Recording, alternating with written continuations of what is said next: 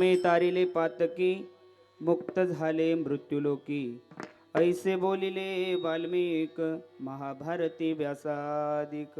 प्रस्तुत प्राप्त प्रसंगी कीर्तन रूपी सेवेकरिता प्रतिपादित केलेला अभंग महान भगवत भक्त संत सम्राट विश्ववंदे महाराष्ट्र भूषण वैराग्याचं मूर्तिमंत उदाहरण जगद्गुरु जगदवंदनीय श्री तुकोबाराय यांचे पट्ट शिष्य असणारे निळोबाराय त्यांच्या मुखातली सुवर्णाक्षर. विठाल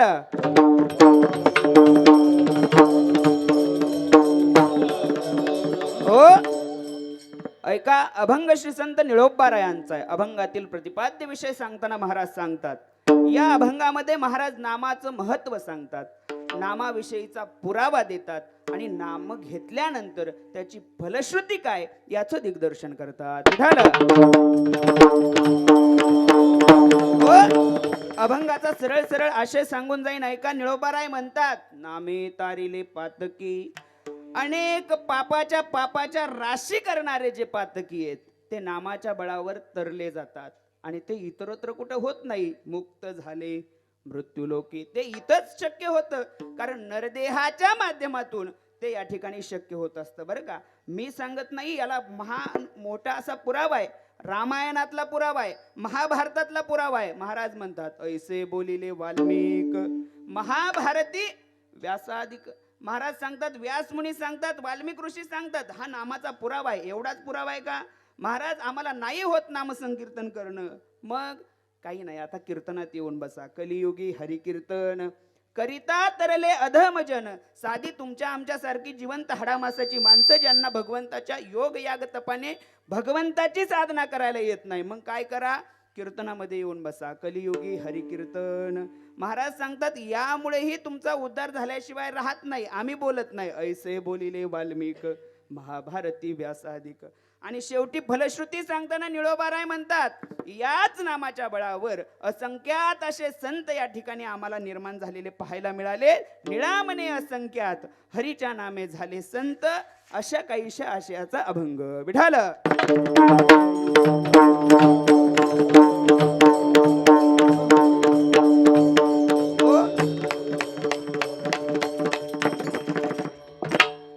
अखंड हरिनाम सप्ताह व संत सद्गुरु तुकोबाराय गाथा पारायण सोहळा श्री क्षेत्र कोरेगाव तालुका कर्जत जिल्हा अहिल्यानगर.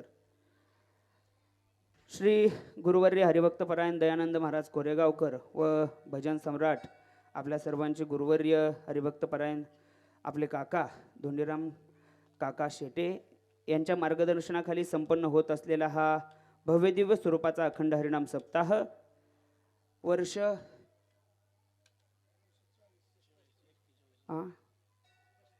35 40 45 बरं 50 हा म्हणजे हाफ सेंचुरीच्या आसपास आहे असा असणारा भव्यदिव्य स्वरूपाचा या ठिकाणी होत असणारा सप्ताह. आणि या सप्ताहामध्ये आजची या पहिल्या दिवसाची कीर्तन सेवा आपल्या सगळ्यांच्या ग्रामस्थांच्या वतीनं तसेच आदरणीय गुरुवर्यजी धोंडी काका यांच्या माध्यमातून माझ्यापर्यंत आली. त्याचबरोबर या सेवेसाठी उपस्थित असणारे सर्वच गुणीजन या ठिकाणी आता एकावनी बळी रे, त्यामुळं या ठिकाणी सुंदर अशी पंचपदी ज्यांनी केली माझे जीवलग मित्र महाराष्ट्राची गान कोकिळा हरिभक्त परायण श्रीराम महाराज काळे यांची कार्यक्रमासाठी उपस्थिती आहे. त्याचबरोबर या ठिकाणी ज्यांच्या हाताला धरून आम्ही परमार्थाची वाटचाल केली असे असणारे माझे मामा हरिभक्त परायण भाऊसाहेबजी महाराज मरळ यांची कार्यक्रमासाठी उपस्थिती आहे. तसंच आमचे दुसरे मामा आप्पासाहेब महाराज कदम यांची कार्यक्रमासाठी उपस्थिती आहे. ज्यांची गोड वारकरी शिक्षण संस्था या ठिकाणी ब्रह्मलीन श्री आत्मारामगिरी बाबा वारकरी शिक्षण संस्था हरिभक्त परायण माझे जीवलग मित्र दिलीपजी महाराज मुळे यांची या ठिकाणी उपस्थिती आहे. त्यांचे या ठिकाणी नतमस्तक होतो. त्याचबरोबर या ठिकाणी हरिभक्त परायण बागल महाराज यांची कार्यक्रमासाठी उपस्थितीत. इकडं चोपदार असतील आमचे मोहिते महाराजही कार्यक्रमासाठी उपस्थित आहेत. आता त्यांची ओळख कशी, तर ते आमच्या दवाखान्यात तिकडे कामाला होते बारडगावला, त्यामुळे त्यांची ओळख आहे. त्याचबरोबर इकडे दुसरे चोपदार आहेत आपल्याच गावातील सगळे या ठिकाणी असणारे गुणीजन मंडळी, तसेच ही महाराजांची वारकरी सुंदर शिक्षण संस्था.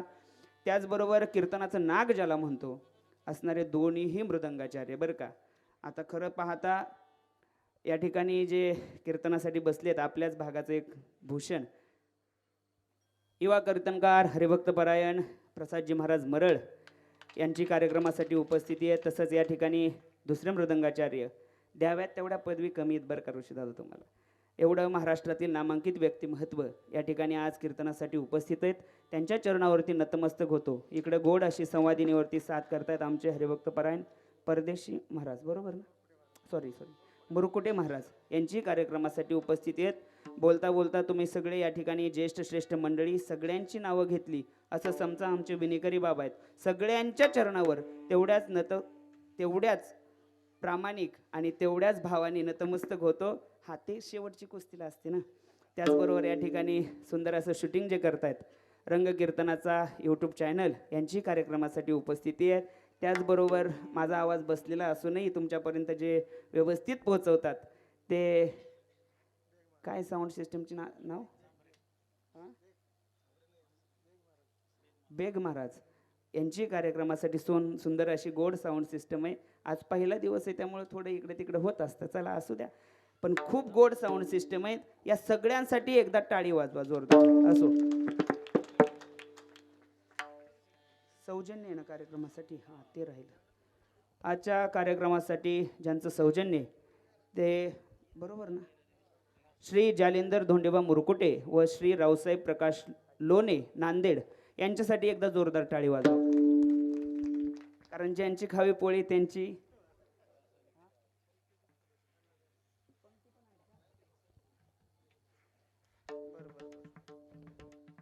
त्याचबरोबर आजची जी सकाळची नाश्त्याची पंगत होती शहाजी धोंडेबा मुरकुटे, तसेच आजची जी महापंगत आहेत श्री ज्ञानदेव जगन्नाथ खोसे, श्री विजयसिंग मानसिंग परदेसी, श्री मच्छिंद्र कोंडीबा मुरकुटे व संजय सिंग बाबूसिंग परदेसी यांच्यासाठी एकदा जोरदार टाळी वाजवा. आता झालं ना, आता सुरू करू.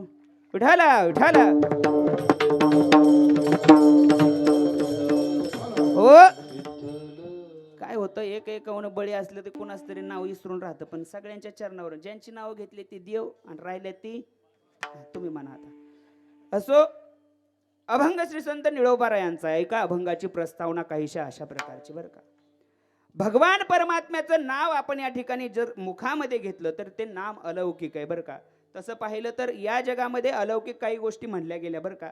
बरं असं करा, आजच्या कीर्तनाचा जो अक्षर आहे, जे अक्षर आहे ज्याच्यावर आपल्याला कीर्तन करायचंय ते अलौकिक आहे.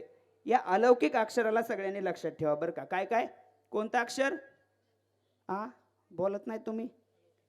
अलौकिक या अक्षराला सगळ्यांनी लक्षात ठेवा बरं का. प्रामुख्याने अलौकिक आपल्याला काही घटक पाहायला मिळतात. त्यापूर्वी अलौकिक म्हणायचं कोणाला हे तुम्हाला मी सांगून जातो ऐका. अलौकिक त्याला म्हणायचं शास्त्र त्याच्या 3 व्याख्या करून जातं बरं का. अलौकिक म्हणतात कोणाला? पहिली व्याख्या शास्त्र करून जातं ऐका. लौकिकाला जो कळत नाही त्याला म्हणलं जातं काय? जरा मोठ्याने बोला, मला असं कळलं पाहिजे तुम्हाला अलौकिक कळलंय म्हणून. लौकिकाला जो कळत नाही त्याला काय म्हणतात? दुसरी व्याख्या शास्त्र करतं ज्याच्यावर पंचमहाभूतांची सत्ता चालत नाही त्याला म्हणतात काय? अलौकिक. आणि ज्याच्यावर काळाची सत्ता चालत नाही त्याला म्हणतात काय? 3 व्याख्या. आणि या 3 व्याख्याच्या वर्गामध्ये जे जे वर्ग बसतात ते अलौकिक आहेत. विठाला प्रामुख्याने या ठिकाणी 3 घटक या वर्गामध्ये बसतात बरं का. पहिला घटक सांगतात भगवंत अलौकिक आहेत, देव अलौकिक आहेत. त्यानंतर अलौकिक भगवंताचे अंश असणारे, भगवंत समान असणारे संत या ठिकाणी अलौकिक आहेत आणि भगवंताचं नाम या ठिकाणी अलौकिक आहेत बरं का. 3 घटक आपल्याला या ठिकाणी अवनी तलावरती आल्यावरती अलौकिक अशा प्रकारचे पाहायला मिळतात. महाराज तुम्ही 3 व्याख्या सांगितल्या, पण त्या 3 व्याख्यापैकी हे 3 घटक त्या व्याख्यामध्ये बसतात का बुवा? चला थोडा थोडा विचार करून आपण अभंगाच्या पहिल्या चरणाकडे येणार आहेत बरं का. पहिला वर्ग मी सांगितला तो भगवंताचा आहे बरं का. भगवंत या ठिकाणी येतात ते अलौकिक म्हणून येतात. मी पहिली व्याख्या करून गेलो अलौकिकाची. जो लौकिकाला कळत नाही त्याला म्हणलं जातं काय? अलौकिक. भगवान सगळ्याला कळतात का? देव सगळ्याला कळतो का? देव लौकिकाला कळत नाही महाराज, नाही कळत. आपल्याला सोडा, जो वेदाला कळत नाही, जो श्रुतीला कळत नाही तो आपल्याला कळेलच कसा? माऊलींची गोड भाषा आहे. माऊली म्हणतात ते जीव जंतूसी केवी कळे, ते जीव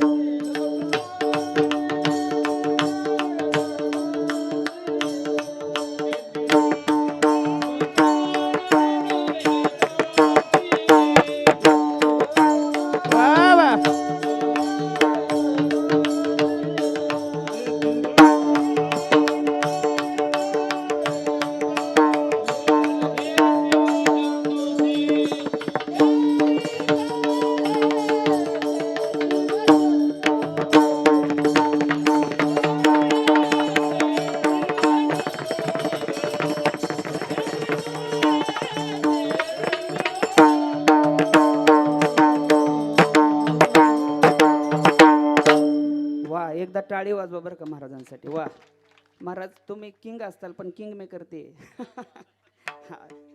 कसं आहे ना, हरिपाठाचं उत्तरार्ध म्हणणं सोपं आहे, पूर्वार्ध सापडणं लय अवघड आहे ना. आता तयार राहा, अजून लय यायच्यात.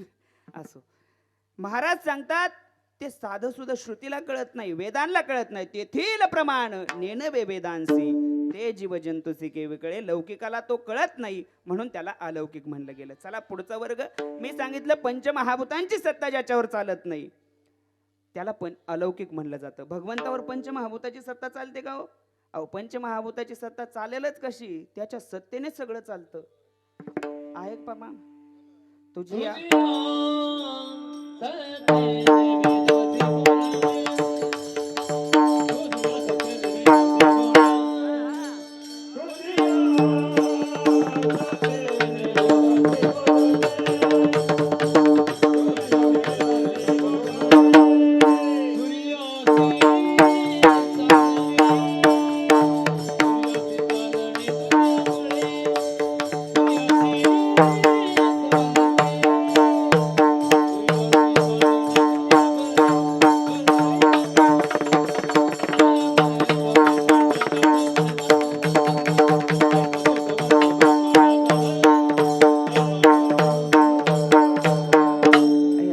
मोजून 45 मिनिटं शिल्लक आहेत बरं का. त्यामुळे आता 20-20 चालू करा बरं का.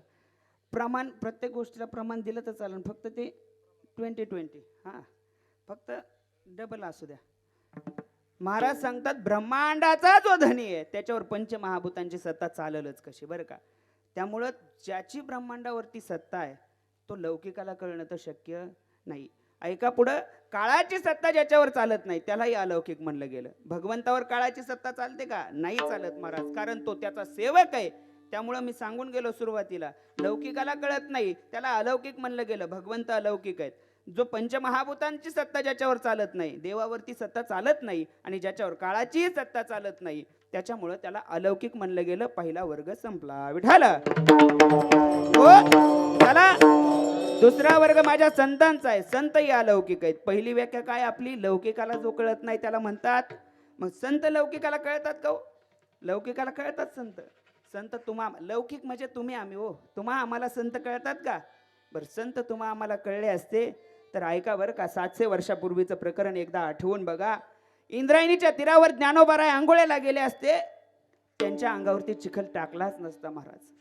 विसोबा खेचरांनी ज्ञानोबारायांच्या कानाखाली मारलीच नसती.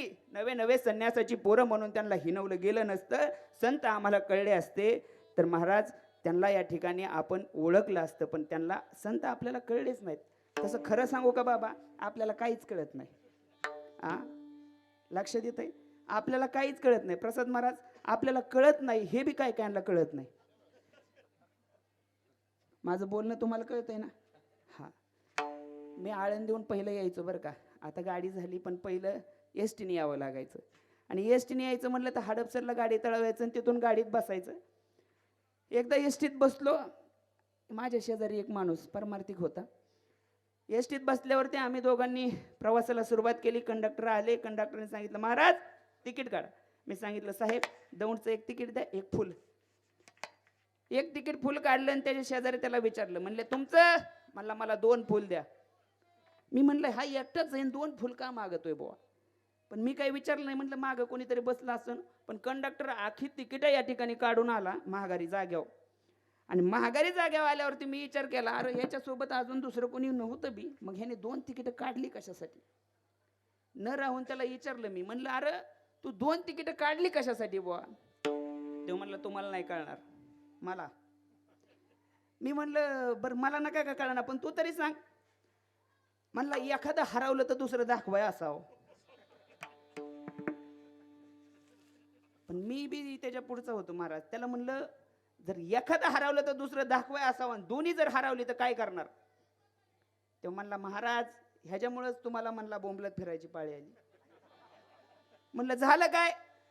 म्हणला दोन्ही तिकीट जरी हरवली तरी टेन्शन घेत नाही, खिशात 5 शिल्लक आहे म्हणला. म्हणजे काय काय माणसाला आपल्याला कळत नाही हे बी कळत नाही. संत कळतील ही खूप लांबची गोष्ट आहे महाराज. लौकिकाला संत कळत नाहीत महाराज. चला पुढे. ज्याच्यावर पंचमहाभूतांची सत्ता चालत नाही त्याला संत म्हणलं जातं. ऐका, वायू नावाच्या तत्वावरती अधिराज्य गाजवलं आणि माझे तुकोबाराय वैकुंठाला निघून गेले. ऐका, जल नावाच्या तत्वावरती अधिराज्य गाजवलं आणि आमच्या नाथ महाराजांनी जलसमाधी घेतली. अग्नी नावाच्या तत्वावरती माझ्या माऊलींनी अधिराज्य गाजवलं आणि पाठीवरती मांडे भाजून दाखवले. महाराज पंचमहाभूतांची सत्ता संतांवर चालत नाही म्हणून त्यांना अलौकिक म्हणलं जातं. आणि शेवटी काळाची त्या ठिकाणी सत्ता संतांवर चालत नाही का? तुकोबाराय म्हणतात, ज्यावेळेस आम्ही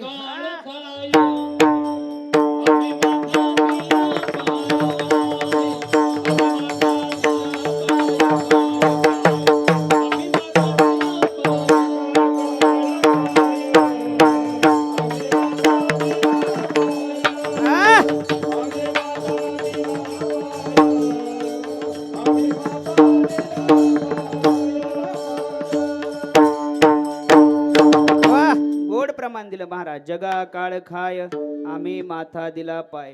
ज्या अर्थी तुकोबाराय त्या काळाच्या माथ्यावरती पाय देतात, त्या अर्थी काळाची सत्ता संतांवर चालत नाही.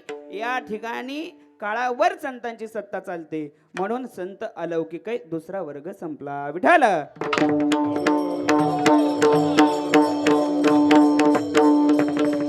हो.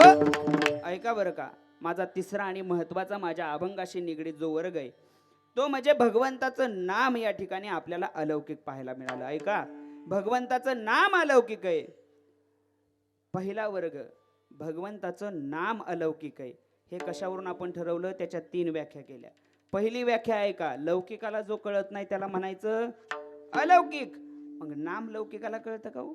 तुम्हा आम्हाला नाम कळतं का हो? आपण घेतो का नाम? किती वर्ष झालं साहेब त्याला महाराज?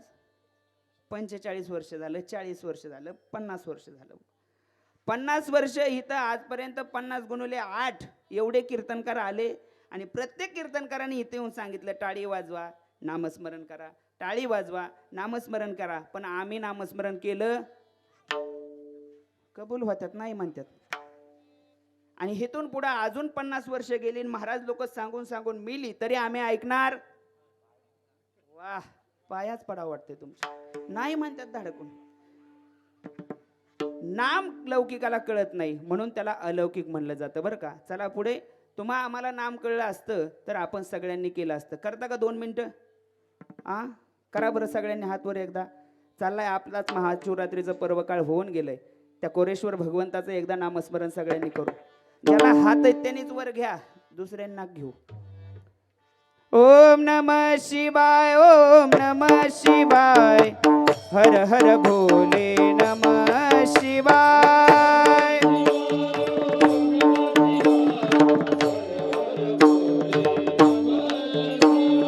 नमः शिवाय, ओम नमः शिवाय, हर हर भोले नमः शिवाय.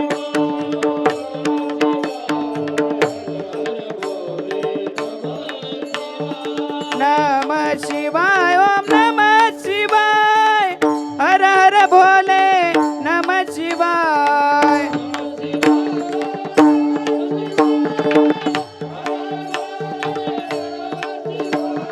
जटाधरा शिव जटाधरा, हर हर भोले नमः शिवाय.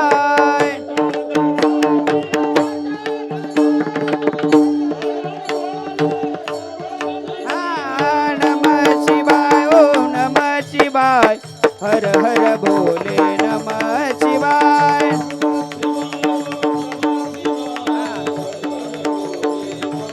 हरि हरि नमः शिवाय, ओम नमः शिवाय, हर हर भोले नमः शिवाय.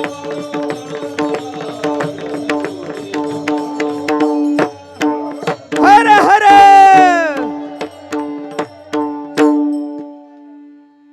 लौकिकाला नामस्मरण कळलं असतं तर आपण घेतलं असतं. आता बघा 2च मिनिटं नामस्मरण केलं, बरं वाटतंय ना? महिला मंडळ कोरेगावच्या आयांनो, बरं वाटतंय ना? हा, त्यामुळे नामस्मरण घेत जा. बरं तुम्ही सांगा बरं, सकाळी तासभर स्वयंपाक करता, संध्याकाळी तासभर स्वयंपाक करता. स्वयंपाक करताना काय करता तुम्ही? दुसरं काहीच नाही. ह्याची त्याची इकडं कुचानिंदीत चालू असते. दुसरं काय काम तुम्हाला? काहीच नसतं. पण सकाळी स्वयंपाक करताना, संध्याकाळी स्वयंपाक करताना तासभर स्वयंपाक करायला लागतो. पर सकाळी स्वयंपाक करताना भगवंताचं नाव घेतलं आणि स्वयंपाक केला, संध्याकाळी भगवंताचं नाम घेताना त्या ठिकाणी भगवंताचं नाम घेऊन स्वयंपाक केला, तर ऐका बरं का, ते जेवण जेवण नाही राहणार, तो प्रसाद बनेल बरं का. त्यामुळं भगवंताचं नामस्मरण घेऊन जर आपण या ठिकाणी स्वयंपाक केला तर तो आपल्याला फलद्रूप झाल्याशिवाय राहणार नाही. पण आम्हाला तो कळत नाही. महाराज सांगतात लौकिकाला कळत नाही म्हणून नामालाही अलौकिक म्हणलं जातं. चला पुढं. पंचमहाभूतांची सत्ता त्या नामावर चालत नाही. ऐका, हरिपाठाचाच एक दुजोरा देतो अजून बरं का. महाराज सांगतात पंचमहाभूतामध्ये आकाश नावाचं तत्व खूप मोठं आहे, पण नाम त्याच्यापेक्षाही मोठं आहे. गगनाहुनी वाढ नाम आहे, गगनाहुनी वाढ.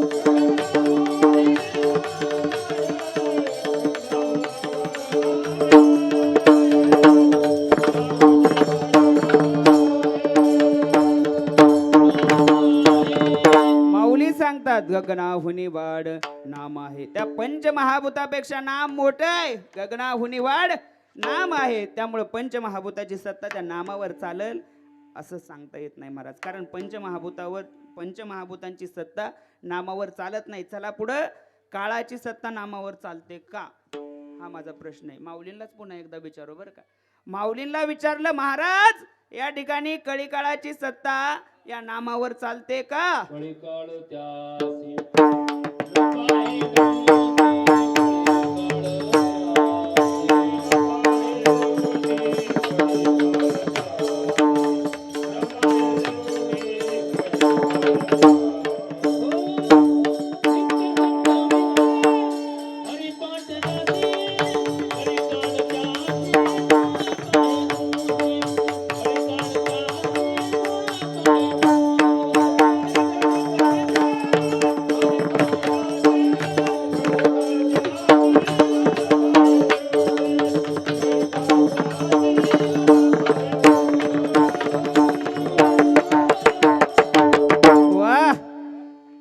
गोड प्रमाण दिलं बरं का महाराज. अजून एक सांगू का. तेथे कळी काळाचा रिघ नाही, तेथे कळी काळाचा.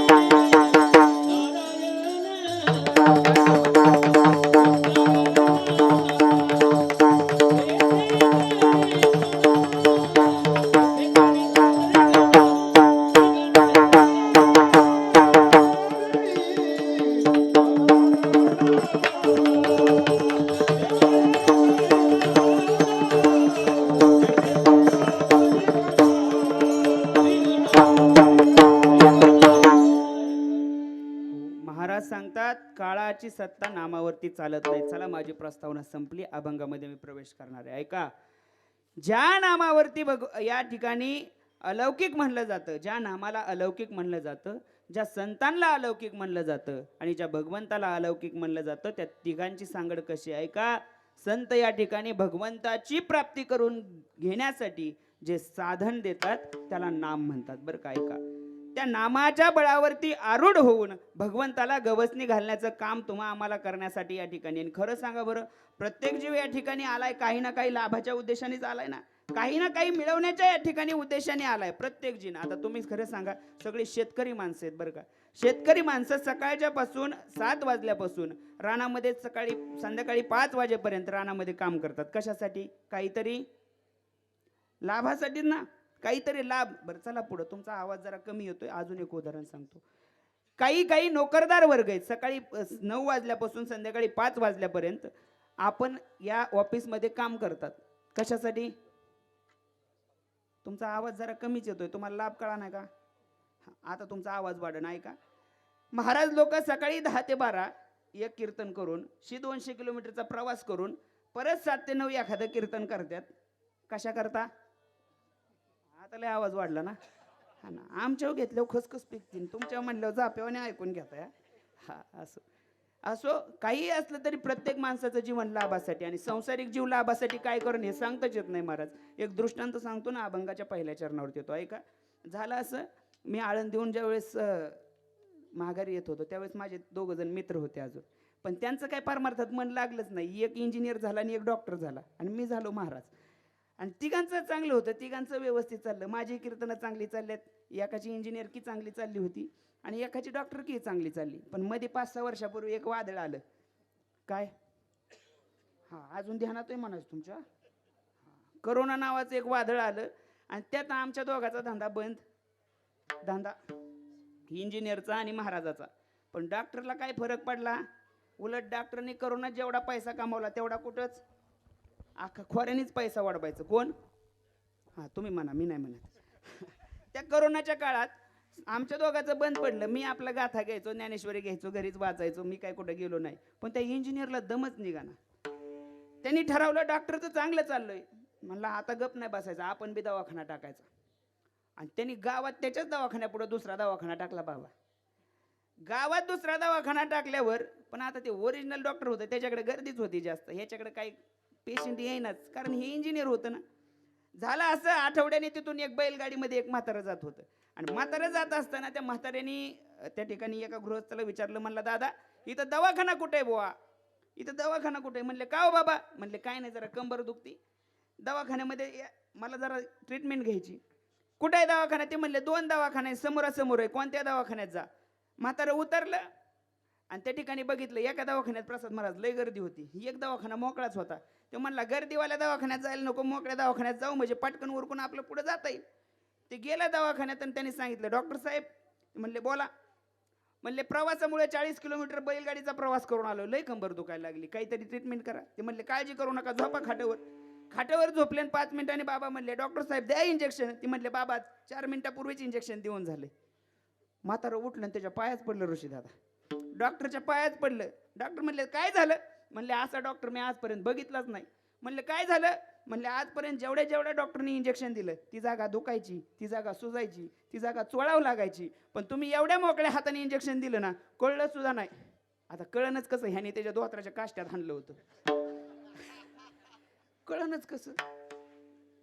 आठवडा निघून गेला, पण ह्याच्या दवाखान्यात काय पेशंट आहे ना. लाभासाठी काय माणूस करतो हे सांगतो मी, अभंगाच्या बाजूला जाणार नाही बरं काय का. आठवडा गेल्यानंतर त्यांनी ठरवलं आपल्याकडे काय पेशंट आहे ना, म्हणून त्यांनी जाहिरातच केली, भली मोठी पाटी बाहेर लावली. प्रसाद महाराज त्यांनी पाटी अशी लावली, माझ्याकडे येणाऱ्या पेशंटला फरक पडला तर 300 रुपये घेणार आणि नाही फरक पडला तर पदरचा 1000 रुपये देणार. बघता काय माझ्याकडे दवाखान्यात बसाय जागा पुरा ना. त्याच्या ओरिजिनल डॉक्टर होतं का ते असं उगं बघायचं, त्याच्याकडे दवाखान्याकडे बघायचं, त्या टेटेस्कोपकडे बघायचं. पेशंटच नाही ना, वच पडला त्या ओरिजिनल डॉक्टरचा दवाखाना. पण डोक्यात विचार आला, म्हणला आपला यांनी सगळ्या डॉक्टरकीचा व्यवसाय बसवलाय, आता आपण याच्याकडेच जायचं आणि पहिला फरक पडला नाही म्हणून ह्याला पहिला 1000 रुपयाला टाकायचा. ते आलं त्याच्या दवाखान्यामध्ये, लय गर्दी होती, पण मित्र होता म्हणून घेतलं त्याला लगेच. म्हणलं काय मित्रा? ते म्हणला गप्पा माराय वेळ नाही माझ्याकडे, काय काम आहे ते बोल. इंजिनियर ओरिजिनल डॉक्टरला म्हणत होतं. म्हणलं काय होतंय? म्हणला काय सांगू मित्रा, 3 दिवस झालं जिबीला चवच नाही राहिली, त्यामुळं काहीतरी इलाज करावं म्हणून तुझ्याकडे आलोय. तो म्हणला काळजी करू नको, खाटावर झोप. हाताखाली काम करणार होतं त्याला म्हणला ऐ ऐक, म्हणला पलीकडच्या कोपऱ्यात 3 नंबरची बाटली ठेवली, त्यातले 2 ठेबे ह्याच्या जिबीवर टाक. आता खरं सांगू का, त्यात होतं पेट्रोल. आणि ती घेऊन आलं बाटली आणि त्याच्या जिबीवरती 2 थेंब टाकले आणि तसं ती वराडलं, ए मित्रा अरे याच्यात पेट्रोल आहे की र? तो म्हणला तुझ्या जिबीला चव आली की, काढ 300 रुपये. रागच आला ऋषीदात त्याला. राग आल्यावरती ती उठलं आणि तनातनाच घरी गेलं. रात्री काय झोप लागली नाही का त्याला? झोप नाही लागली. मग संध्याकाळी परत विचार केला, नाही म्हणलं आता उद्या परत जायचं, अजून काहीतरी नवीन योजना काढायची आणि ह्याला पहिला टाकायचा कितीला? 1000 रुपयाला टाकायचा. ते आलं दुसऱ्या दिवशी दवाखान्यात.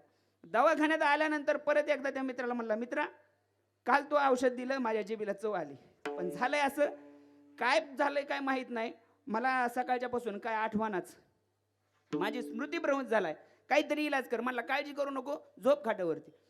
माझ्याकडचा नियम आहे, फरक पडला तर 300, नाही पडला तर 1000 रुपये मी देणार. खाटावर झोपायला लावून त्याने परत त्या कामगाराला हाक मारली, ऐ पलीकडच्या कोपऱ्यातली 3 नंबरची बाटली घेईन, त्याचं 2 थेंब ह्याची बेव ठेव. आता त्याला माहित होतं त्यात पेट्रोल आहे. तसं ती उठलं वराडलं, ए मित्रा, अरे मला काय फसावतोय, त्यात पेट्रोल आहे की. तो म्हणला मग तुला आठवतंय की, काढ 300 रुपये. जसं त्याच्याकडून परत 300 रुपये गेलं, ती अजूनच चिडलं बरं का दिलीप महाराज. म्हणला आता 2-4 दिवस थांबायचं आणि परत यायचं. 2-4 दिवसांनी थांबून परत आलं. ती राग चालता त्याला. 2-4 दिवसांनी आल्यावर परत त्याच्यापाशी आलं आणि डॉक्टरला म्हणला, डॉक्टर, ते म्हणला मित्रा तुझं लईच हेल्पड झालं एवढ्यात, आता काय सांगेल का हो, माझं 600 गेल्यात तुझ्याकडे म्हणून. सांगितलं, अरे काय सांगू मित्रा, 4-5 दिवस झालं काय कळाना, माझ्या डोळ्याला काहीच दिसा नाही, काहीतरी इलाज कर. तो म्हणला काळजी करू नको, माझ्या दवाखान्याचा नियम आहे, फरक पडला तर 300, नाही पडला तर 1000 रुपये माघारी. तो म्हणला झोप खाटावर. त्याने 2-4 बाटल्या काढल्या आणि ते डोळ्यात 2 ड्रॉप सोडायचं. त्याला उठून विचारायचं, दिसतंय का? ते उगाच डोळं चोळायचं, माझं नाही दिसत. परत दुसरी बाटली सोडायचं, 2 ड्रॉप सोडले, परत उठवायचा, आता दिसतंय का? म्हणायचं नाही दिसत. अजून तिसरी बाटली सोडली आणि परत विचारलं, आता दिसतंय का? म्हणला नाही दिसत. तो म्हणला बरं झालं, तू ये इकडं खुर्चीवर बस. खुर्चीवर बसवलं आणि त्याला सांगितलं, मित्रा माझ्या दवाखान्याचा नियम आहे, फरक पडला तर 300, नाही पडला तर 1000 रुपये. आणि तुला माझ्याकडून काय फरक पडला नाही, तसं ह्याला बरं वाटायला लागलं, आता ह्यो 1000 देणार. आणि ती बी एवढं चॅप्टर होतं इंजिनियर, त्याने खिशात हात घातला. माझ्या दवाखान्याचा नियम आहे, फरक पडला तर 300 देणार, नाही तर फरक पडला तर 300 घेणार, नाही पडला तर 1000 रुपये देणार. म्हणून त्याने खिशात हात घातला प्रसाद महाराज आणि 100ची नोट काढून त्याच्या हातात ठेवली. तसं ती वराडलं, ऐ अरे तुझ्या दवाखान्याचा नियम आहे, फरक पडला तर 300, नाही तर 1000 रुपये देणार, आणि तू 100च दिल्यात की. म्हणला मग तुला दिसतंय की, काढ 300 रुपये. माझा दृष्टांत संपला बरं का. ज्या संतांनी आपल्याला भगवंत प्राप्तीसाठी नामस्मरणाचं साधन दिलंय, ते नामस्मरणाचं साधन ज्या दिवशी वापरू, त्या दिवशी आमच्या जीवनात काय लाभ होतो आणि काय लाभ झाला त्याचं महत्व प्रतिपादन करताना निळोबाराय अभंगाच्या पहिल्या चरणात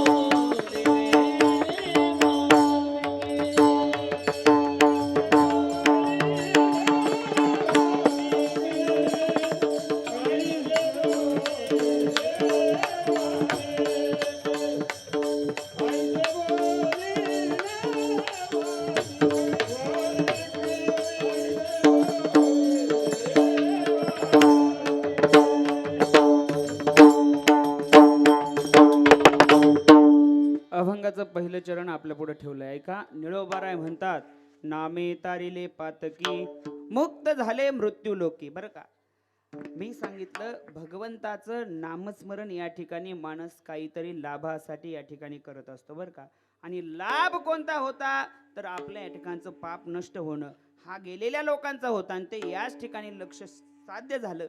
पहा, आता इथं प्रत्येकाची खटपट कशासाठी चालली, व आमच्या जीवनात आम्हालाही मोक्ष. कुणाला वाटतं मोक्ष नाही मिळावा? आ, हात वर करा बरं, कोणाला मोक्ष नाही पाहिजे त्यांनी. औ, आता काय ना, माणसाचं असो एका मिनिटात इकडून तिकडून बदलणारी गोष्ट असते. मला सांगा बरं, आपल्या घरी देव यावा असं कोणाकोणाला वाटतं? हात वर करा. देव आपल्या घरी यावा असं कोणाकोणाला वाटतं? ए कोरेगाव, देव आपल्या घरी यावा असं कोणाकोणाला वाटतं? हा ना, एकाच एकाच व्यक्तीला वाटतं वय. हा, बाकीच्यांना वाटतं आपण देवा घरी जावा. हा, कारण माणसाचं असं कामच असं प्रसाद महाराज, हे एका मिनिटात बदलणारे लोक आहेत खरंच. आता तुम्हीच खरं सांगा, आता उत्तर मला अपेक्षित आहे तुमच्याकडून. तुम्ही चलता चलता इथून पुढे कर्जत रोडला लागला आणि रस्त्यावर तुम्हाला दोन मूर्त्या पडलेल्या दिसल्या. एक होती रामाची आणि एक होती रावणाची. बरं का, रामाची मूर्ती आणि रावणाची मूर्ती पडलेली दिसली, खरं सांगा बरं कोणती उचलता तुम्ही? रावणाची? हा हा हा, ते काय झालंय मला ऐकायला कमी, थोडं मोठ्याने बोला. कोणाची? शेळके महाराज, एवढं परमार्थिक गाव आहे तुमचं, लय बरं वाटलं मला. किती भाव आहे प्रसाद महाराज यांचा बघा. रामाची मूर्ती उचलते म्हणतात. पण ऐका बरं का आई, अय आई, अय आई, हा ऐका, पण झालं असं, रामाची मूर्ती लाकडाची होती आणि रावणाची सोन्याची होती. आता कोणाची उचलता? नाही नाही, रामाची म्हणणाऱ्यांनी अजिबात म्हणूच नका. तुम्ही त्याच्यावर धडपा टाकतान, दाखवाय रामाची दाखवताना उचलताना रावणाचीच बुवा. कारण आम्ही लाभासाठी जगणारी माणसं आहेत महाराज. आमच्या जीवनातला तो लाभ आम्हाला प्राप्त होण्यासाठी जे साधन सांगितले त्याला नाम म्हणतात. महाराज सांगतात, नामे तारिले पातकी. किती तारिले महाराज? लय तारले. काय केलं महाराज म्हणतात, पर्वतपाय पापांच्या राशीच्या राशी नष्ट करण्याचं सामर्थ्य नामात आहे. मी बोलत नाही, संत सेना महाराज खूप गोड बोलतात. काय म्हणतात ऐका, घेता नाम विठोबाचे,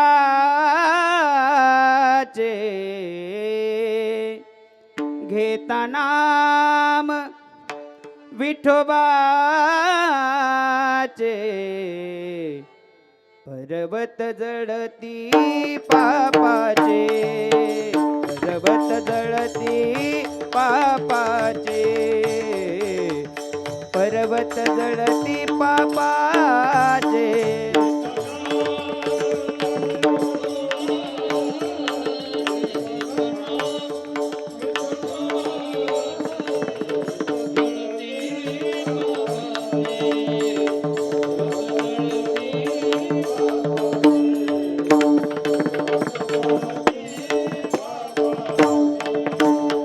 महत्वाचं आहे ऐका, अभंगाला समरूप आहे बरं का. ऐका, वाल्या कोळी महत्यारी, वाल्या कोळी महत्यारी, नामे तारीला निर्धारी, नामे तारीला निर्धारी. घेता नाम, घेता नाम, घेता नाम, घेता नाम, घेता नाम विठोबाचे, घेता नाम विठोबाचे.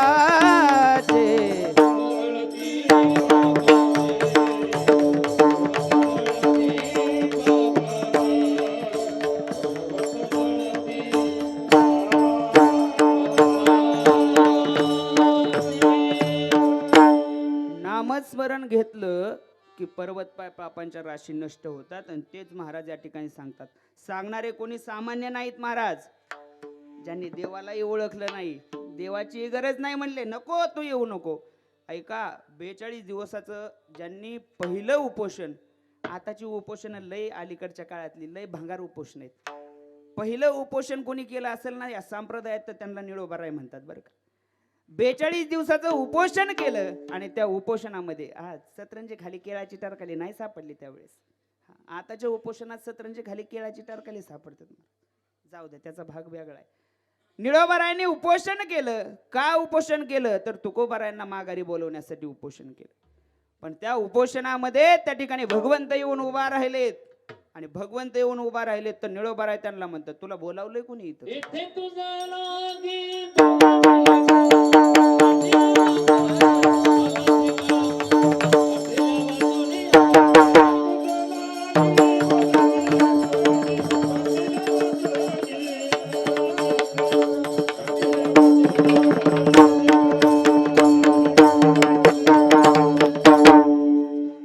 बरोबर 9ला बंद करायचं. थोडं चाललं 5-10 मिनिटं पुढे गेलं तर बरोबर. विठ्ठल विठ्ठल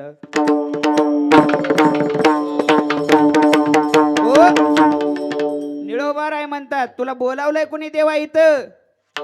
तुला आम्ही ओळखत नाही. मग काय करता येत. तू कयाचा धावा करीत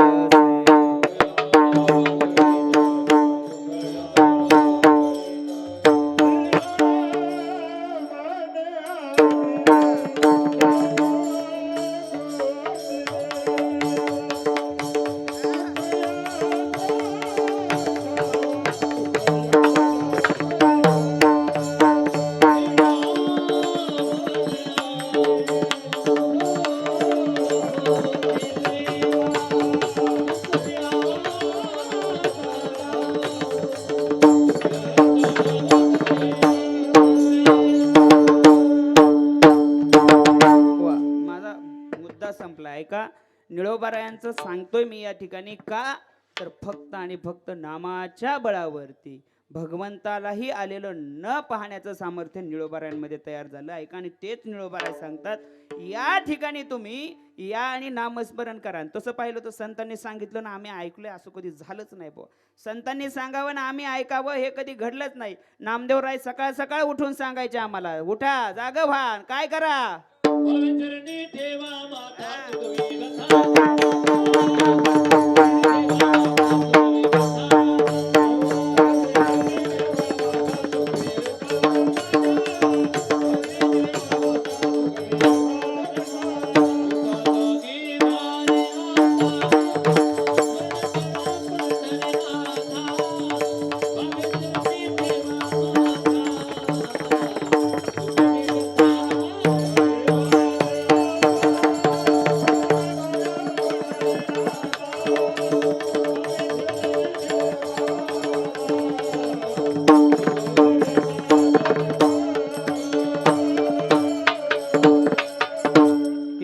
महाराज सांगतात जगजोगी जगजोगी जाग जाग बोलती. महाराज संत आम्हाला जाग करतात.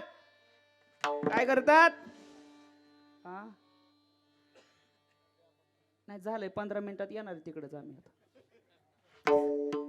संत आम्हाला जाग करतात. कसं जाग करतात. आता जागा रे बाईनो जागा. आता जागा रे बाईनो जागा. आता जागा रे बाईनो जागा. आता जागा रे बाईनो जागा. चोर निजल्या नाडोनी भागा. चोर निजल्या नाडोनी भागा.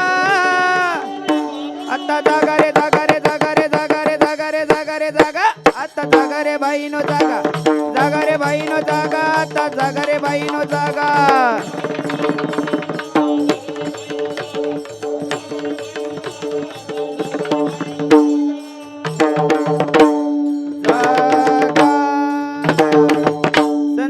जाग करतात पण आम्ही संतांचं ऐकलं नाही. परिणामी तुकोबाराय चिडले. तुकोबाराय काय म्हणतात माहिती का. मारी तोचे बोंब परी नायकती काणी. एवढंच नाही तुकोबाराय पुढे गेले. तुकोबाराय म्हणतात किती सांगू तरी पुढे शिंदळीचे. एवढंच नाही नाथ महाराज म्हणतात काय माये गेली हरी नये मुखासी. एवढंच नाही महाराज म्हणतात नामस्मरण नाही घेतलं तर त्या माणसाचं मुख नाही ते सर्पाचं राऊळ वारुळे. नामाविना मुख सर्पाचे ते बीळ. जीवा नवे काळ सर्प आहे. महाराज नामस्मरण घ्यायला एवढं तळतळीने सांगतात का? कारण जीवन नावाची संधी आहे, ही परत परत मिळत नाही बरं का. झालं असं, एक गाव होतं आणि त्या गावाच्या ठिकाणी एक नदी वाहत होती. त्या नदीच्या तीरावरती एक झाड होतं, सुंदर झाड. आणि त्या झाडावर एक माकड आणि माकडीन बसली होती. कोण बसलं होतं?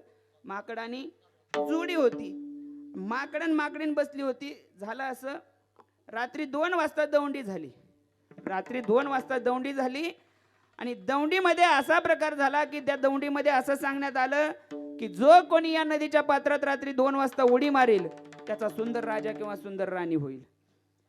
सुंदर राजा किंवा राणी होईल. दौंडी झाली. 3 वाजले, 4 वाजले, 5 वाजले आणि सकाळ पहाट झाली बरं का.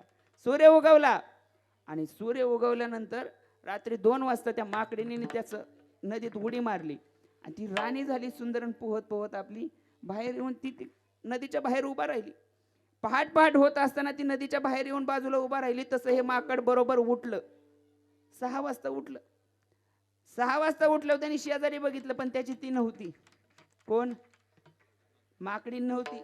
आणि माकडीन नाही दिसली होती. कावरं बावरं झालं ऋषी दादा.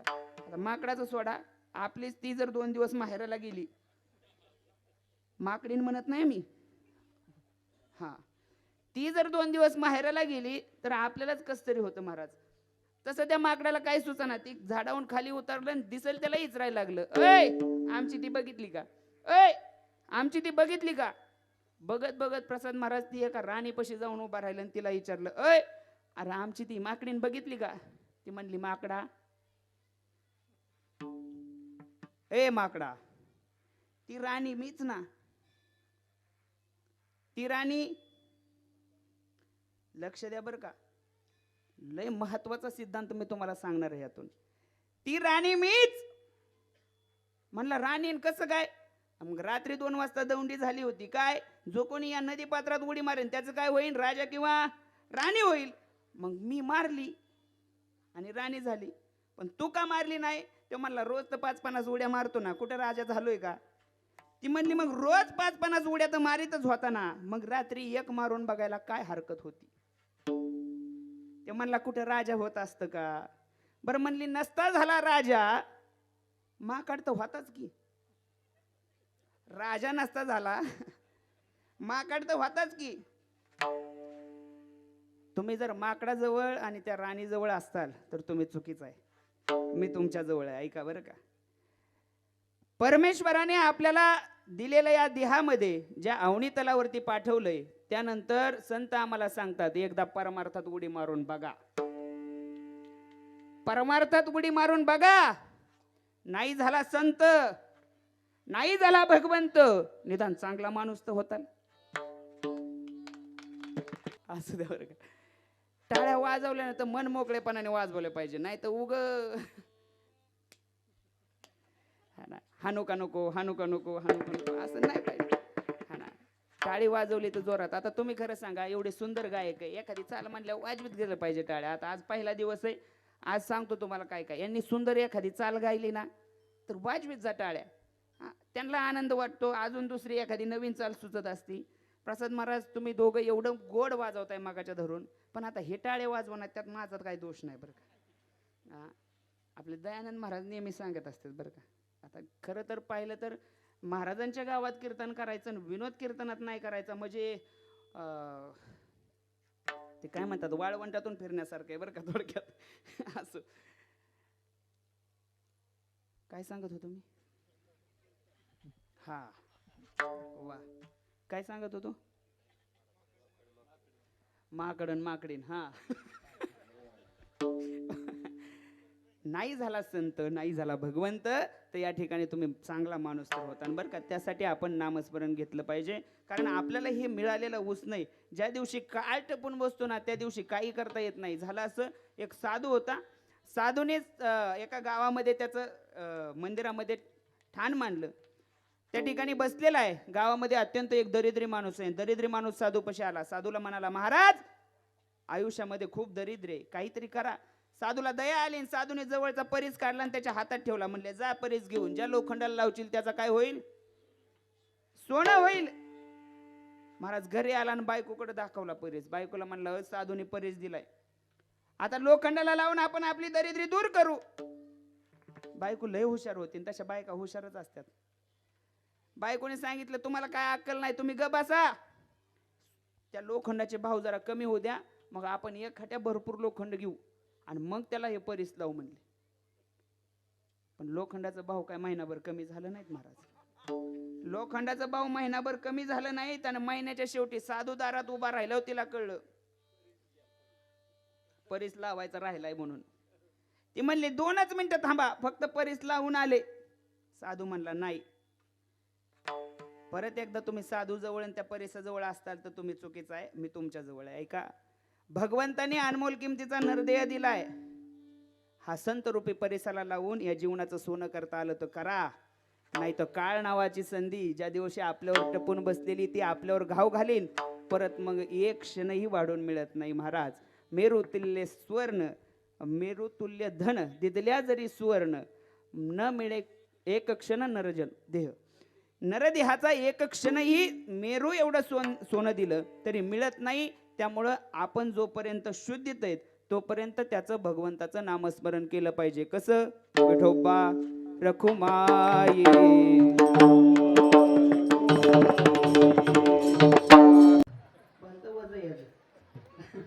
असो. आणि हार गळ्यात पडला पाहिजे बरं का.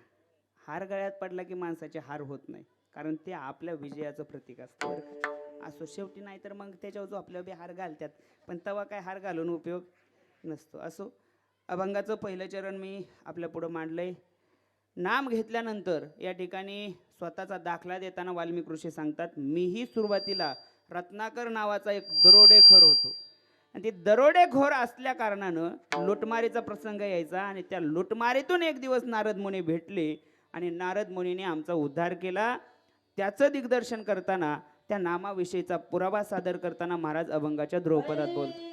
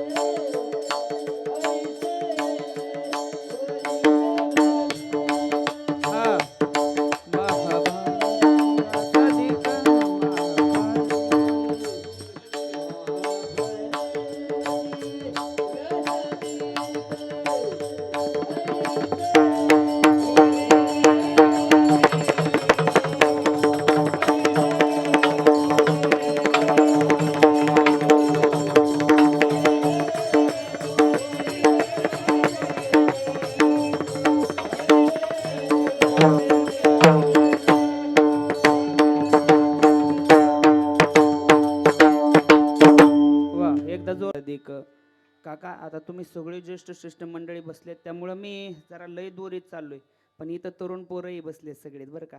त्यांच्यासाठी थोडी शेवटची 10 मिनिटं देतो आणि या ठिकाणी कार्यक्रमाचा समारोप करतो. विठाल विठाल. हो, तत्पुरी महाराज सांगतात या ठिकाणी, साध्या सामान्य माणसाला जर या ठिकाणी जीवन आपलं तरुण जायचं असेल तर मी मगाशी बोलून गेलो की आपण या ठिकाणी आलो तर आपलं मोक्ष मिळण्यासाठी प्रत्येकाची धावाधाव चालू आहे. सांगू का, माणसं आम्हाला येऊन सांगतात महाराज मोक्षच मिळवायचे ना, सोपी गोष्ट आहे. ज्ञानेश्वरीचे पुरावे घेऊन घेतात काही काही माणसं. आता असती साधना प्रत्येकाची. माऊली म्हणतात मोक्ष देऊन उदार काशी होय किर. मोक्षच मिळवायचा ना तर काशीला जायचं, मोक्ष मिळतो. पण महाराज एवढं सोपं नाही. तिथं माऊलीने पुढे एक मेक मारली. माऊली म्हणतात तिथं मोक्ष मिळतो पण परी वेचणे लागे शरीर ती गावे. तिथं मरावं लागतं तेव्हा आपल्याला मोक्ष मिळतो. पण सांगून जाईल, आपल्याला जर मोक्षच मिळवायचा असेल ना तर चलता चलता मोक्ष सांगून जातो तुम्हाला कुठे बरं का. तुम्हाला काशीला जायची गरज नाही, जा माझ्या पंढरपूरला बरं का. पंढरपूरला मंदिरात जायची गरज नाही, पंढरपूरला भगवंताच्या पायावर डोकं ठेवायची गरज नाही. तुम्हाला मोक्षच पाहिजे ना, फक्त त्या भगवंताच्या मंदिराचा कळस बघा. हे तुका म्हणे मोक्ष हो देखील कळस, तात्काळ हा नाश अहंकाराचा.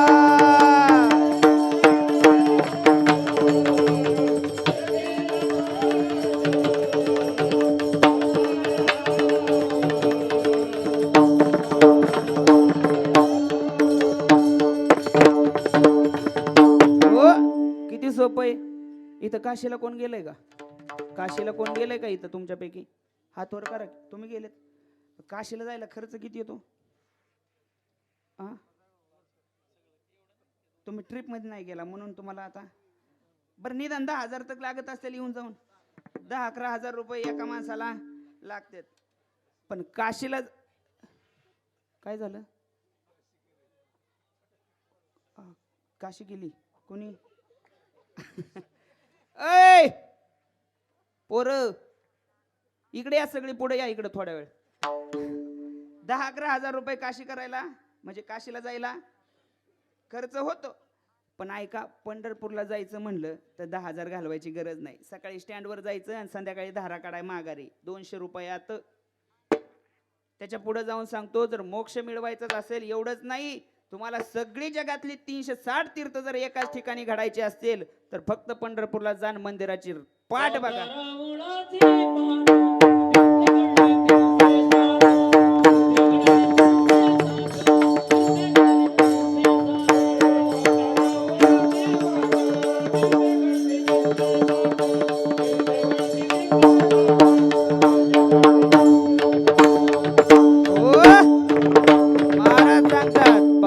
रावळाची पाठ तीर्थे घडती 360. कुठे इतरत्र जायची गरज नाही. आणि याच्याही पुढे शेवटचा पुरावा सांगतो. महाराज तुम्ही म्हणताना आम्हाला लई याप आहे, अजिबात आम्हाला जाणं होत नाही. पण नका जाऊ पंढरपूरमध्ये पाय पण ठेवू नका.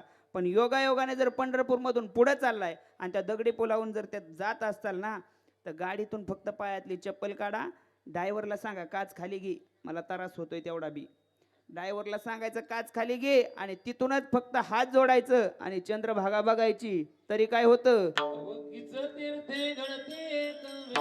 हा चंद्रभागा डोळा.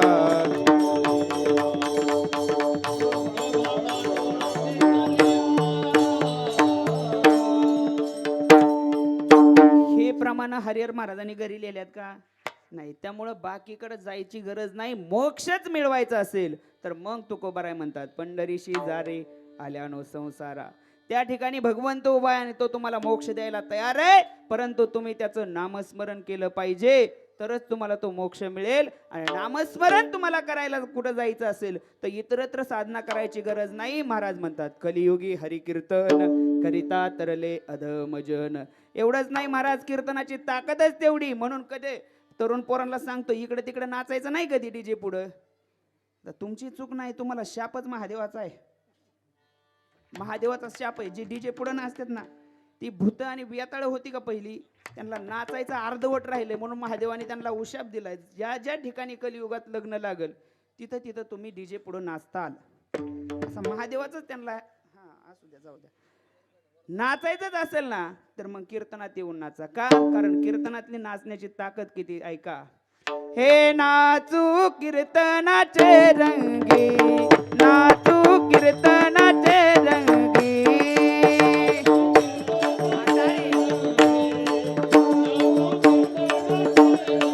जय हो. हा टाळी सगळ्यांनी, हा आनंद साजरा करा. चला, आज सप्ताहाचा पहिला दिवस आहे. हे नाचू कीर्तनाचे रंगी, नाचू कीर्तनाचे रंगी.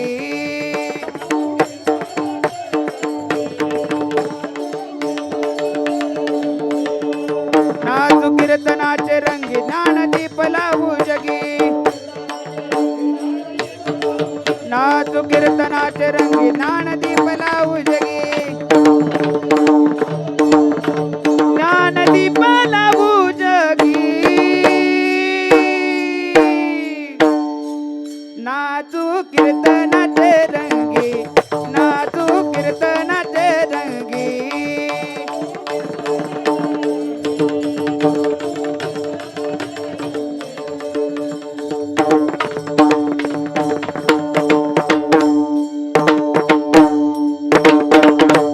कीर्तनात जर नाचला तर मग करिता तरले अधमजन, त्या ठिकाणी आपला उद्धार झाल्याशिवाय राहत नाही. त्या ठिकाणी कीर्तनात येऊन नाचलं पाहिजे बरं का, कीर्तनात येऊन बसलं पाहिजे. चला पुढं महाराज म्हणतात, याच नामाच्या बळावरती कलियुगामध्ये अनेक संत झाले, निळामने असंख्यात हरीच्या नामे झाले संत. शेवटी आपल्या कीर्तनाची सांगता आत्ताच होऊन गेली. काल शिवरायांची जयंती, शिवरायांच्या पोवाड्याने आपण कीर्तनाची सांगता करणार आहे, या ठिकाणी समारोप देणार आहे. तत्पूर्वी माऊलींचे एकदा भजन. ज्ञानेश्वर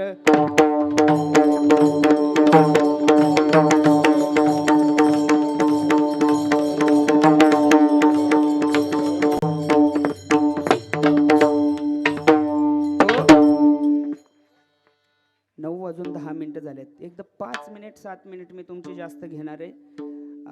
सगळ्यांची तयारी आहे ना? हा, घेऊ का 5-10 मिनिटं? हा, पहिलाच दिवस आहे आज, तुम्ही कंटाळणार नाहीत माहिती आहे. ऐका बरं का, 2 दिवसापूर्वी छत्रपती शिवाजी महाराजांची जयंती होऊन गेली. राजांची जयंती. आता अलीकडे माणसं आम्हाला म्हणतात, महाराज शिवाजी महाराज का कीर्तनात सांगायची गोष्ट आहे का? शिवाजी महाराज कीर्तनात सांगायला ते का देव होते का? सांगू का महाराज, माहित नाही मला शिवाजी महाराज देव होते का नव्हते, पण आज मंदिरातला देव ज्यांच्यामुळे सुरक्षित आहे ना, त्यांचं नाव छत्रपती शिवराय. ऐकून जा, असा छत्रपती शिवाजी नावाचा एक बुलंद राजा आपल्या महाराष्ट्राला कोणी दिला असेल तर ऐका. आऊसाहेब जिजाऊ आणि शहाजी राजांचं एक स्वप्न होतं. त्या स्वराज्याचं स्वप्न उराशी बांधून या ठिकाणी आई जगदंबेच्या पुढे ज्यांनी उभा राहून साष्टांग प्रणिपात केला आणि आई जगदंबेला सांगितलं, जगदंबे आमच्या या ठिकाणी कुळामध्ये असा एक पुत्र दे ऐसा गुंडा, ज्याचा तिही लोकी झेंडा. झालं महाराज. बघता बघता आऊसाहेब जिजाऊंना दिवस गेले, बघता बघता डोहाळे लागले. पण माता माऊल्या तुमच्यासारखे डोहाळे नाही लागले. चिंचा खायची इच्छा नाही झाली, माती खायची इच्छा नाही झाली. आऊसाहेबांना डोहाळे लागले आणि आऊसाहेबांच्या डोहाळ्याची इच्छा होती. ऐका, आऊसाहेब म्हणतात, मला घोड्यावर बसायचंय, माझ्या हातामध्ये तलवार पाहिजे, घोड्यावर बसून रणांगणावर जायचंय आणि रणांगणावर जाऊन या शत्रूची मुंडकी उडवायच्यात. हे डोहाळे माझ्या जिजाऊ आई साहेबांना लागलेत. आणि ज्या दिवशी असे डोहाळे लागतात ना महाराज, त्या दिवशी राजा जन्माला येत असतो. कुठेही राजा जन्माला येत नाही, राजा जन्माला यायला कुसही तेवढीच पवित्र लागते महाराज. झालं असं, 19 फेब्रुवारी 1630 चा दिवस आहे, हनुमान जयंती आहे, पौर्णिमेचा दिवस आहे. आणि त्याच पहाटेच्या या टायमिंगला या ठिकाणी एक उगवता सूर्याचा तारा या ठिकाणी जन्माला येतोय. तो तारा आपल्याला दिला असेल कोणी, त्यांचं नाव आहे आऊसाहेब जिजाऊ. ऐका, तो राजा आम्हाला दिला कसा? माझी जाबुने दिया हमें सुंदर शिवाजी राजा.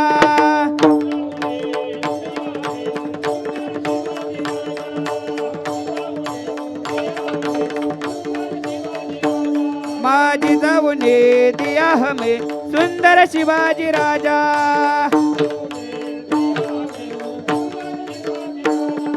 आनंदाने नांदत होती प्रजा हे ना.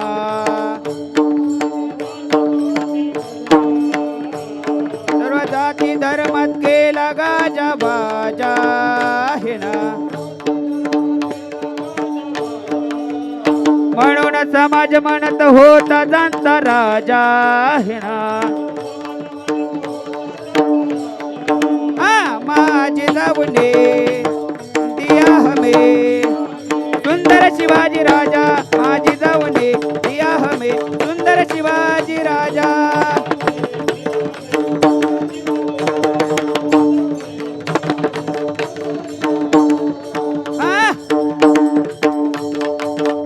ऐका,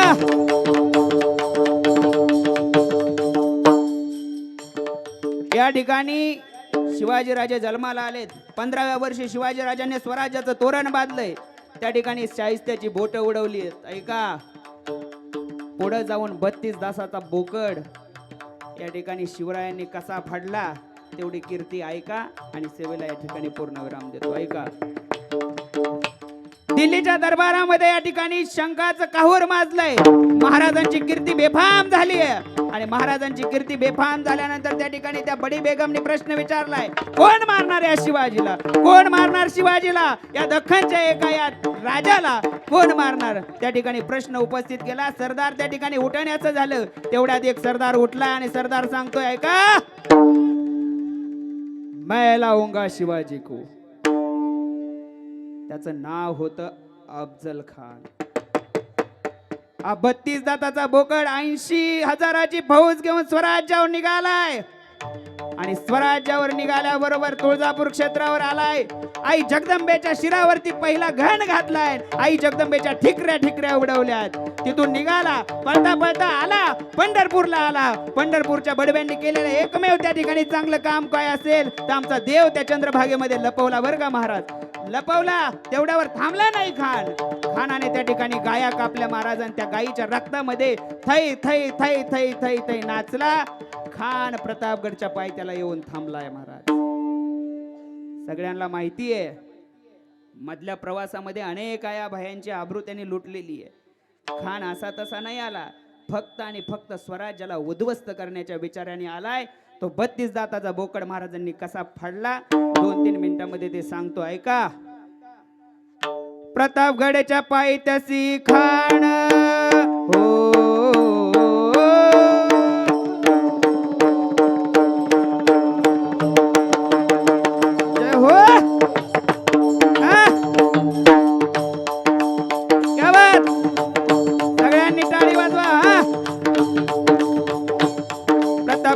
पायथ्याची खानाला बेगुमान नाही त्याला जाण. शिवाजी राजांच्या करामतीची तास नाही जाणीव शक्तीची. करीन काही कल्पना युक्तीची राम राम.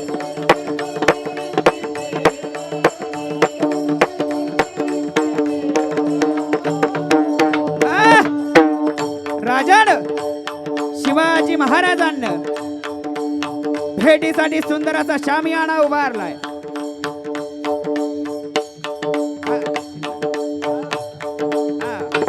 भेटीसाठी छान उभारीला नक्षीदार शामियान्याला आणि अशा या शामियान्यात खान डौलत डौलत आला. खान डौलत डौलत आला. सय्यद पंडा त्याच्या संगतीला. सय्यद पंडा त्याच्या संगतीला. शिवबाच्या संगती महला. शिवबाच्या संगती महला. अरे म्हणतात ना होता जीवा म्हणून वाचला शिवा. ऐका. निश्चित वेळेच्या अगोदर खान त्या शामियान्यामध्ये येऊन उभा राहिलेला आहे. निश्चित वेळ झाली आणि शिवाजी महाराज त्या शामियान्यामध्ये येताना दिसतायत. शिवाजी राजांना पाहून खान म्हणतो कसा, आओ शिवाजी आओ हमारे गले लग जाओ. महाराजांनी खानाला आलिंगन दिलं. पण तत्पूर्वी खानाला आलिंगन देताना महाराज म्हणतात काय का, ए बेट्या, आमच्याच वाटेवर येऊन आमचीच वाटमारी करणारे त्यांच्या वाटेवर जाऊन त्यांची वाट लावल्याशिवाय आम्ही आमच्या वाटेवर परतत नाही. हा इतिहास हिंदूंचा. खानाला आलिंगन दिलंय आणि खानानं दगा केला महाराज. खान दाभिमान मान्याला. खान दाभिमान मान्याला. कट्टरीचा वार त्याने केला. कट्टरीचा वार त्याने केला. खर खर आवाज झाला. खर खर आवाज झाला. चिलखत होत अंगाला. चिलखत होत अंगाला.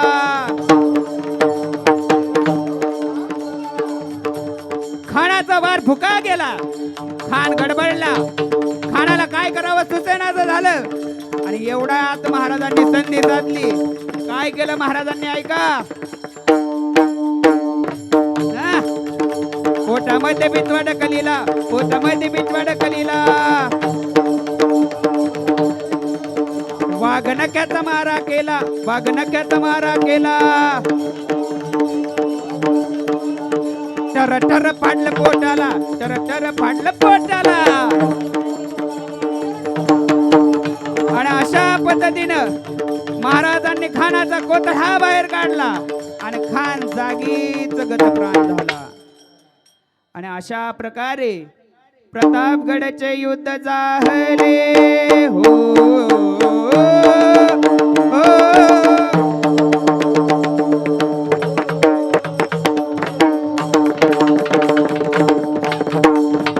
प्रतापगडचे युद्ध झाले, रक्त सांडले, पावन केला कृष्णेचा घाट, गुलामीची लावली दानव, शिवशाहीत मांडला ताट, राम राम.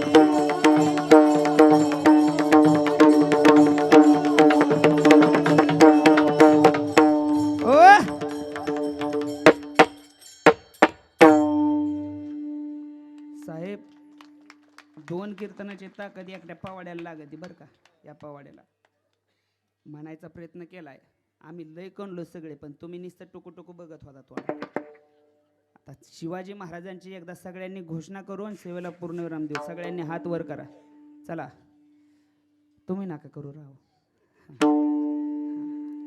हा, नाही नाही, तुम्ही चालू ठेवा तुमचं. ही पक्वाचे हात वर करायला लागले. तुम्ही हात वर केल्या वाजवणार काय मी? राहू द्या असंच, मी आलो चहा पिऊन. सगळ्यांनी वर घ्या आता, ऐका. जय जय जय भवानी, जय जय जय शिवाजी. जय जय जय भवानी, जय जय जय शिवाजी. प्रौढ प्रताप पुरंदर भूपती अश्वपती गजाश्वपती राजनीती धुरंधर शस्त्रास्त्र शास्त्र पारंगत क्षत्रिय कुलावतंस श्रीमंत योगी श्री श्री श्री छत्रपती शिवाजी महाराज की, छत्रपती शिवाजी महाराज की, धर्मवीर संभाजी महाराज की. हर हर हर हर.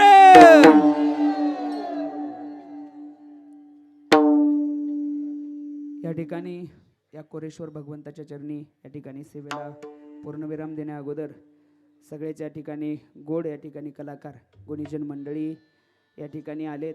महाराज बरं का, शेळके महाराज या ठिकाणी एक सांगून जातो बरं का सुरुवातीला.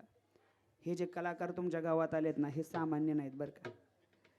यांची फक्त तुम्ही कला जी बघताय ना, हे खरंच आपलं भाग्य म्हणून बघायला मिळते बरं का. आणि तसं पाहिलं तर तुम्ही त्यांना देताच काय बुवा. म्हणजे मी प्रखरतेने बोललो बरं का. तुम्ही त्यांना लाख रुपये जरी दिले ना, तरी त्यांची कला विकत घेणं एवढं सोपं नाही बरं का. पण काहीतरी त्यांच्या सेवेतून उतराय म्हणून आपण त्यांना देत असतो, सगळे कलाकार बरं का. तुम्ही या लोकांना कलेचे पैसे देत नाहीत महाराज. यांनी तुमच्यासाठी 2 तासाचं तारुण्य दिलंय ना, त्याचे पैसे तुम्ही त्यांना देता. कला घ्यायची ताकद अजून जगाच्या पाठीवर कोणाचीच नाही महाराज. कला विकत मिळूच शकत नाही. का? कारण कला ही साधी सामान्य गोष्ट नाही. त्याच्यासाठी आयुष्यातला खेळण्याचा काळ जो असतो ना, तो घाटावरती घालवावा लागतो बरं का. बोटातून रक्त निघावं लागतं. त्या धुमावरती लाल लाल त्या ठिकाणी आपल्याला दाग उठलेले दिसतात. त्या हातातून निघलेल्या, बोटातून निघलेल्या रक्ताचे असतात. ते ज्यावेळेस निघतात ना, त्यावेळेस कळतं कलेची किंमत काय असो. खूप गोड माणसं या ठिकाणी तुम्हाला लाभले. त्या ठिकाणी सुंदर असे गायनाचार्य तुम्हाला लाभलेत, सुंदर अशी वारकरी शिक्षण संस्था आहेत, आणि एवढा भव्य दिव्य समाज. तुम्ही सगळ्यांनी स्वतःसाठीच एकदा टाळी वाजवा बरं. वा वा वा वा. स्वतःसाठी म्हणल्यावर लय जोरात वाजवल्या. बाकीच्यांसाठी वाजवाय काय तुम्हाला काय होतंय? असू द्या. झालेली सेवा या भगवान कोरेश्वराच्या चरणी समर्पित करून याच ठिकाणी सेवेला पूर्णविराम. आदरणीय काकांनी या ठिकाणी मला बोलवलं, त्यांच्या चरणावरती नतमस्तक होतो. तुम्हा सगळ्या ग्रामस्थांच्या चरणावरती नतमस्तक होतो. विशेषतः तरुण पोरांची या ठिकाणी उपस्थितीत आपला धर्म जपा. आपल्या धर्माला गालबोट लागल असं काही कृत्य करू नका. आपला धर्म नाही जपला तर आपण आताच भिगवणचं प्रकरण बघतोय काय चाललंय. आपल्या घरापर्यंत येऊन पोहोचलेत माणसं. त्यांचा या ठिकाणी काहीतरी आपल्या घरापर्यंत येण्याचा मार्ग रोखल्याशिवाय आपण राहू नका. धर्माच्या बाजूने कायम उभे राहा, अधर्माला कधी वाहू देऊ नका. एवढंच जाता जाता सांगेल आणि या ठिकाणी माझ्या सेवेला पूर्ण विराम देईल.